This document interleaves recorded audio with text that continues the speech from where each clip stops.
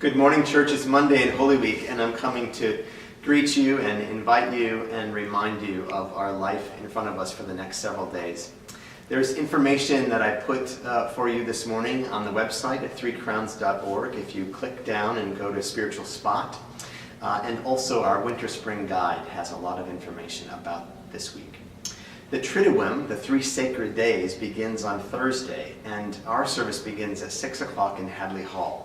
This is the second year that we've done this, a parish-wide supper, followed by communion right there in Hadley Hall. And then we come into the church for foot washing, the altar guild strips the altar, and then we come to the back of the church where we spend the evening, those of us who can and are able to pray throughout the night. On Friday, there are 3 services. At 7:30 in the morning, one back here at the back of the church, using those reserved elements that we've spent the night with.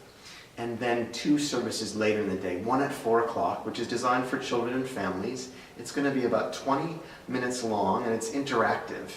And then at 7:30 p.m., the full-on tradition of our prayer book with the choir and the veneration of the cross. On Saturday, there's a brief prayer book service at 9:30 in the morning. It's one of the prayer book's gems, actually. It's brief, and it invites us into that space between death and life. And then at 7:30, the great crown jewel of the year, the great vigil of Easter. That begins at 7:30, and the confirmation class is hosting us to a great party afterwards. Easter Day, there are 3 services, one at 7:30 and 2 identical services at 9 and 11:15, and a parish-wide coffee hour at 10 o'clock. I know that all of us are busy, I know that all of us are hungry, and all of us are desiring to be transformed. I hope that you will find your way here this week, and that together we will find our way to Christ.